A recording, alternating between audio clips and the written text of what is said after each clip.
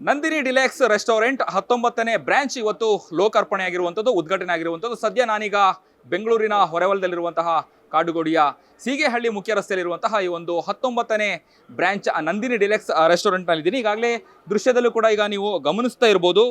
ಈಗಾಗಲೇ ಕಳೆದ 37 ವರ್ಷಗಳಿಂದ ಅಂದರೆ 3ನೇ ತಲೆಮಾರಿನಿಂದ ಕೂಡ ನಡೆಸ್ಕೊಂಡ್ಬರ್ತಿರುವಂತಹ ಈ ಒಂದು ನಂದಿನಿ ಡಿಲೆಕ್ಸ್ ರೆಸ್ಟೋರೆಂಟ್ ಅಂತ ಹೇಳ್ಬೋದು. ಈಗಾಗಲೇ ನೀವು ಗಮನಿಸ್ತಾ ಇರ್ಬೋದು, ಈಗಾಗಲೇ ರೆಸ್ಟೋರೆಂಟ್ ಏನು ಉದ್ಘಾಟನೆ ಆಗೋದ್ರಿಂದಾಗಿ ಎಲ್ಲ ರೀತಿಯಾದಂತಹ ಒಂದು ತಯಾರಿ ಮತ್ತು ಅಲಂಕಾರವನ್ನು ಕೂಡ ಮಾಡಿರುವಂಥದ್ದು. ಬಹಳ ಮುಖ್ಯವಾಗಿ ಗಮನಿಸಬೇಕಾಗಿರುವಂಥ ಅಂಶ ಏನು ಅಂತ ಹೇಳಿದರೆ, ಕೆಂಪೇಗೌಡ ಇಂಟರ್ನ್ಯಾಷನಲ್ ಏರ್ಪೋರ್ಟ್ನಲ್ಲಿ ಇರುವಂತಹ ಥೀಮನ್ನು ಈ ಒಂದು ನಂದಿನಿ ಡಿಲೆಕ್ಸ್ ರೆಸ್ಟೋರೆಂಟ್ 19ನೇ ಬ್ರ್ಯಾಂಚಲ್ಲಿ ಅಳವಡಿಸಿರುವಂಥದ್ದು ಬಹಳ ಆಕರ್ಷಕವಾಗಿದೆ ಅಂತಲೇ ಹೇಳ್ಬೋದು. ಈಗಾಗಲೇ ನೀವು ಗಮನಿಸ್ತಾ ಇರ್ಬೋದು, ಬಿದಿರಿನಿಂದ ಮಾಡಿರುವಂತಹ ವಿನ್ಯಾಸದ ಈ ಒಂದು ಥೀಮ್ ನಿಜಕ್ಕೂ ಕೂಡ ಎಲ್ಲರ ಅಥವಾ ಬರುವಂತಹ ಗ್ರಾಹಕರ ಕಣ್ಮನ ಸೆಳೆಯುತ್ತೆ ಅಂತಲೇ ಹೇಳ್ಬೋದು. 19ನೇ ಬ್ರ್ಯಾಂಚನ್ನು ಇವತ್ತು ಉದ್ಘಾಟನೆ ಕೂಡ ಮಾಡಿರುವಂಥದ್ದು. ಈ ಒಂದು ಉದ್ಘಾಟನೆಗೆ ಗಣ್ಯರು ಸೇರಿದಂತೆ ನಟಿ ಸಂಜನಾ ಗಲ್ರಾಣಿ ಅವರು ಕೂಡ ಈ ಒಂದು 19ನೇ ನಂದಿನಿ ಡಿಲೆಕ್ಸ್ ರೆಸ್ಟೋರೆಂಟ್ ಉದ್ಘಾಟನೆ ಕೂಡ ಬಂದಿರುವಂಥದ್ದು. ಈಗಾಗಲೇ ನೀವು ಗಮನಿಸ್ತಾ ಇರ್ಬೋದು, ಈಗಾಗಲೇ ಸಾಕಷ್ಟು ಜನ ಗ್ರಾಹಕರು ಹೋಟೆಲ್ಗೆ ರೆಸ್ಟೋರೆಂಟ್ಗೆ ಬಂದಿರುವಂತಹ ದೃಶ್ಯವನ್ನು ಕೂಡ ಗಮನಿಸ್ತಾ ಇರ್ಬೋದು. ಬಹಳ ವಿಶೇಷವಾಗಿ ಗಮನಿಸಬೇಕಾಗಿರೋ ಅಂಶ ಏನು ಅಂತ ಹೇಳಿದ್ರೆ, ಈ ಒಂದು ನಂದಿನಿ ಡಿಲೆಕ್ಸ್ ರೆಸ್ಟೋರೆಂಟ್ ಕಳೆದ 37 ವರ್ಷಗಳಿಂದ ಅಂದರೆ 3ನೇ ತಲೆಮಾರಿನಿಂದ ಕೂಡ ನಡೆಸ್ಕೊಂಡ್ಬರ್ತಿರುವಂಥದ್ದು. ಅದರಲ್ಲೂ ಬಹಳ ಮುಖ್ಯವಾಗಿ 19ನೇ ಬ್ರಾಂಚ್ ಇಲ್ಲಿ ವೆಜ್ ಮತ್ತು ನಾನ್ ವೆಜ್ ಬಹಳ ವಿಶೇಷ ಅಂತಲೇ ಹೇಳ್ಬೋದು. ಈಗಾಗಲೇ ನೀವು ದೃಶ್ಯದಲ್ಲಿ ಗಮನಿಸ್ತಾ ಇರ್ಬೋದು, ನಟಿ ಸಂಜನಾ ಗಲ್ರಾಣಿಯವರು ಈ ಒಂದು 19ನೇ ನಂದಿನಿ ಡಿಲೆಕ್ಸ್ ರೆಸ್ಟೋರೆಂಟನ್ನು ಉದ್ಘಾಟನೆ ಮಾಡಿ ಒಂದಷ್ಟು ಊಟ ಅಂದರೆ ಇಲ್ಲಿರುವಂತಹ ಖಾದ್ಯವನ್ನು ಕೂಡ ಸೇವನೆ ಮಾಡಿರುವಂಥದ್ದು. ಅಂದರೆ ವೆಜ್ ಮತ್ತು ನಾನ್ ವೆಜ್ ವಿಶೇಷವಾಗಿ ಇಲ್ಲಿ ಇದೆ ಅಂತಲೇ ಹೇಳ್ಬೋದು. ಬಹಳ ಮುಖ್ಯವಾಗಿ ಏನು ಸ್ವಚ್ಛತೆ ಮತ್ತು ಇಲ್ಲಿ ಹೋಟೆಲ್ಗಳಲ್ಲಿ ಫುಡ್ಡು ಕ್ವಾಲಿಟಿ ಮತ್ತು ಕ್ವಾಂಟಿಟಿ ವಿಚಾರ ಬಹಳ ಮುಖ್ಯವಾಗುವಂಥದ್ದು. ಈ ಬಗ್ಗೆ ಮಾತನಾಡಲಿಕ್ಕೆ ನಮ್ಮೊಂದಿಗೆ ಈ ಒಂದು ರೆಸ್ಟೋರೆಂಟ್ನ ಮಾಲೀಕರು ನಮ್ಮೊಂದಿಗಿದ್ದಾರೆ. ಧನುಷ್ ಇದ್ದಾರೆ, ಅವರೇ ನಾವು ಮಾತನಾಡಿಸ್ತಾ ಹೋಗೋಣ. Sir, first of all congratulation, 19ನೇ ನಂದಿನಿ ಡಿಲೆಕ್ಸ್ ರೆಸ್ಟೋರೆಂಟ್ ಉದ್ಘಾಟನೆ.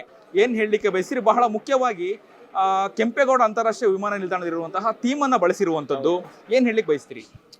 ಸೊ ಈ ಥೀಮ್ ಬಂದು ನಾನು I was flying to Dubai 4:30 AM flight ಅನ್ಕೊತೀನಿ. ಒಂದು ಹಾಫ್ ಆನ್ ಅವರ್ ಡೀಲೇ ಆಗಿತ್ತು ಅವತ್ತು. ಒಂಚೂರು ಬೋರ್ ಆಗಿದ್ದೆ. ಆವಾಗ ಹೊಸದಾಗಿ ಓಪನ್ ಆಗಿತ್ತು T2. ನಾನು ಫಸ್ಟ್ ಟೈಮ್ ಫ್ಲೈ ಮಾಡ್ತಿದ್ದೆ. ಆವಾಗ ನಾನು ಚೆಕ್ ಮಾಡ್ತಾ ಇದ್ದವಾಗ ರಿಯಲಿ ಲೈಕ್ ದ ಥೀಮ್. ತುಂಬ ಚೆನ್ನಾಗಿತ್ತು. ಬ್ಯಾಂಬೂ ಅನ್ನೊಂದು ನ್ಯಾಚುರಲ್ ಥೀಮ್, ಮತ್ತು ಗಿಡಗಳು, ಪ್ಲ್ಯಾಂಟ್ಸು, ಗ್ರೀನರಿ ಅನ್ನೋದು ಒಂದು ಥೀಮ್ ನನಗೆ ಭಾಳ ಇಷ್ಟ ಆಯಿತು. ಸೊ ನಾನು ಆವಾಗ ಐ ಥಿಂಕ್ 3 ಗಂಟೆ ಅನ್ಕೊತೀನಿ ರಾತ್ರಿ. ಆದ್ರೂ ನಾನು ನಮ್ಮ ಆರ್ಕಿಟೆಕ್ಟಿಗೆ ಫೋನ್ ಮಾಡಿ ಅವ್ರನ್ನ ಪಾಪ ಡಿಸ್ಟರ್ಬ್ ಮಾಡಿ ನಾನು ಅವ್ರಿಗೆ ಒಂದು ವಿಷನ್ ಅನ್ನೋದೊಂದು ಕೊಟ್ಟಿದ್ದೆ. ನನಗೆ ಇಂಟರ್ನ್ಯಾಷನಲ್ ಏರ್ಪೋರ್ಟ್ T2 ಅನ್ನೋದು ತುಂಬ ಇಷ್ಟ ಆಯಿತು. ಆ ಥೀಮಲ್ಲಿ ನಾವು ನಮ್ಮ ನಂದಿನಿದು ಕೂಡ ಒಂದು ಥೀಮ್ ಈ ಥರ ಒಂದು ಇನ್ಸ್ಪಿರೇಷನ್ ತೊಗೊಂಡು ಮಾಡ್ಬೋದು ಅಂತ.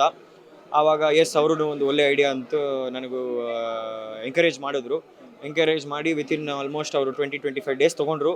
ಅಷ್ಟು ಟೈಮಲ್ಲಿ ನನಗೆ ಒಂದು ಡಿಸೈನ್ ಪ್ರಪೋಸ್ ಮಾಡಿಕೊಟ್ರು ವಿತ್ ಫ್ಯೂ ಬ್ಯಾಂಬೂ ಮತ್ತು ಆಲ್ ನ್ಯಾಚುರಲ್ ಥೀಮ್ ಮತ್ತು ಪ್ಲ್ಯಾಂಟ್ಸ್ ಇರುವಂಥ ಒಂದು ಕಾನ್ಸೆಪ್ಟ್ ನಾನು ಕೊಟ್ಟರು. ಇಮಿಡಿಯೇಟಾಗಿ ನನಗೆ ತುಂಬ ಇಷ್ಟ ಆಯಿತು. ನಾನು ಇಮಿಡಿಯೇಟಾಗಿ ಓಕೆ ಅಂದು ನಾವು ಆಲ್ಮೋಸ್ಟ್ ಇವಾಗ ನಮ್ಮ ಹಳೆ ಔಟ್ಲೆಟ್ 3 ಔಟ್ಲೆಟನ್ನು ನಾವು ರೆನೋವೇಟ್ ಮಾಡಿದ್ದೀವಿ. ಹೊಸದು 3 ಔಟ್ಲೆಟ್ ಇದೇ ಥೀಮಿಗೆ ಬಂದಿದ್ದೀವಿ. ಇನ್ನೊಂದು within a span of 1.5 year ನಮ್ಮ ಆಲ್ ಓಲ್ಡ್ ಔಟ್ಲೆಟ್ಸ್ ಕೂಡ ಈ ಒಂದು ಥೀಮ್ನ ತೊಗೊಂಬರಬೇಕು.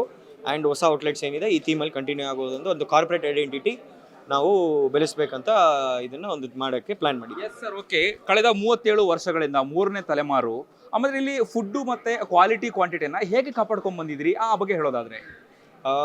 It is very simple. ನಮ್ಮ ಫುಡ್ ಇಂಡಸ್ಟ್ರಿಯಲ್ಲಿ ಕ್ವಾಲಿಟಿ ಮತ್ತು ನೀವು ನಮ್ಮ ಕಾಂಪ್ರಮೈಸ್ ಆಗಿಲ್ಲ ಅಂದರೆ you will be sustained. And ನಾವು 37 yearsನಿಂದ ನಾವು ಇಲ್ಲಿ ಎಸ್ಟಾಬ್ಲಿಷ್ ಆಗಿದ್ದೀವಿ, ಸಕ್ಸಸ್ಫುಲ್ಲಾಗಿ ಓಡ್ತಾ ಇದ್ದೀವಿ ಅಂದರೆ ಅದಕ್ಕೆ ಕಾರಣ ಕಸ್ಟಮರ್ ನಮ್ಮ ಮೇಲೆ ಇಟ್ಟಿರೋ ಒಂದು ಟ್ರಸ್ಟು. ಅದು ಬಂದು it is only because of our quality and our quantity ವಿಚಾರಕ್ಕೆ ಬಂದಾಗ ಇಟ್ ಈಸ್ ಕ್ವಾಂಟಿಟಿ ಅನ್ನೋದು there is no right quantity, it is the right value for the quantity. So ನಮ್ಮ ಫುಡ್ ಪ್ರೈಸಿಂಗ್ ಎಲ್ಲ ನೀವು ಚೆಕ್ ಮಾಡಿದರೆ ನಾವೇನು ಎಕ್ಸಾರ್ಬಿಟಾಗಿ ಏನು ಪ್ರೈಸಿಂಗ್ ನಾವೇನು ಮಾಡಿಲ್ಲ. When compared to other brands of the same cuisine ನಾವೇನು ಅಷ್ಟು ಎಕ್ಸ್ಪೆನ್ಸಿವ್ ಆಗಿ ಇಟ್ಟಿಲ್ಲ ಫುಡ್ ಅನ್ನೋದು. ಇಟ್ಸ್ ಎ ರೀಸನೇಬಲ್ ಪ್ರೈಸಿಂಗ್ ಇಟ್ಟು ನಾವು ನಮ್ಮ ಕ್ವಾಂಟಿಟಿ ಅನ್ನೋದನ್ನು ಕೂಡ ನಾವು ಲೆಟಸ್ ಎವ್ರಿ ಇಯರ್ ನಾವು ಒಂದು 10 rupees ಇನ್ಕ್ರೀಸ್ ಮಾಡಬೇಕಂದ್ರೆ ಆ 10 rupeesಗೆ ಏನು ಎಕ್ಸ್ಟ್ರಾ ನಾವು ಒಂದು ವ್ಯಾಲ್ಯೂ ಕೊಡ್ಬೋದು, ಐದಾರು ಒಂದು ಸ್ವೀಟ್ ಆಗಿರ್ಬೋದು, ಇಲ್ಲ ಒಂದು ಅಡಿಷ್ನಲ್ ಏನೋ ಒಂದು ಐಟಮ್ ಆಗಿರ್ಬೋದು, ಇಲ್ಲ ಕ್ವಾಂಟಿಟಿ ಒಂದು 2 ಪೀಸು ಇನ್ಕ್ರೀಸ್ ಮಾಡಬೇಕಂತ ಅದು ಕೂಡ ನಾವು ಮಾಡ್ತೀವಿ. So mainly it is quantity ಅನ್ನೋದಕ್ಕಿಂತ it is value for money ಅನ್ನೋದು ನಾನು ಇಷ್ಟಪಡ್ತೀನಿ ಹೇಳಿ. ಇದಿಷ್ಟು ಈ ಒಂದು ನಂದಿನಿ ಡಿಲೆಕ್ಸ್ ರೆಸ್ಟೋರೆಂಟ್ನ ಮಾಲೀಕರಾದಂತಹ ಧನುಷ್ ಅವರ ಮಾತುಗಳಾಗಿತ್ತು. ಹಾಗೆ ನೀವು ಗಮನಿಸ್ತಾ ಇರ್ಬೋದು ದೃಶ್ಯದಲ್ಲಿ ಈಗಾಗಲೇ ಏನು ನೂತನವಾಗಿ ಅಥವಾ 19ನೇ ಬ್ರಾಂಚ್ ಈ ಒಂದು ನಂದಿನಿ ಡಿಲೆಕ್ಸ್ ರೆಸ್ಟೋರೆಂಟ್ ಅಂತಲೇ ಹೇಳ್ಬೋದು.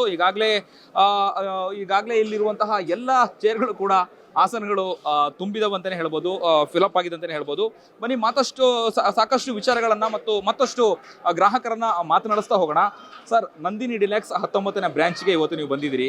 ಹೇಗಿದೆ ಫುಡ್ಡು? ಯಾವ್ದನ್ನ ಆರ್ಡರ್ ಮಾಡಿದಿರಿ? ಹೇಗೆ? ನಾವೊಂದು ಮೀಲ್ಸು ಚಿಕನ್ ಬಿರಿಯಾನಿ ಆರ್ಡರ್ ಮಾಡಿದ್ದೀವಿ. ತುಂಬ ಟೇಸ್ಟ್ ತುಂಬ ಚೆನ್ನಾಗಿದೆ.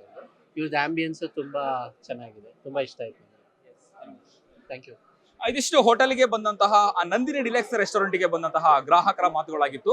ಕ್ಯಾಮ್ರಾ ಪರ್ಸನ್ ಅಭಿಲಾಷ್ ಜೊತೆ ಅಭಿಜಿತ್ ಗಣೇಶ್, ಕರ್ನಾಟಕ ಟಿವಿ, ಬೆಂಗಳೂರು. ನೀವು ಸಣ್ಣ ಆಗ್ಬೇಕಲ್ವಾ? ಅದು ಒಂದು ಉತ್ತಮ ಆಹಾರದಿಂದ ಸಣ್ಣ ಆಗ್ಬೇಕಲ್ವಾ? ಪ್ರತಿದಿನ ನಮ್ಮ ಜೀನಿ ಸ್ಲಿಮ್ ನ ಯೂಸ್ ಮಾಡಿ ಯಾವುದೇ ಸೈಡ್ ಎಫೆಕ್ಟ್ ಇಲ್ದಂಗೆ ನೀವು ಸಣ್ಣ ಆಗ್ತೀರಾ.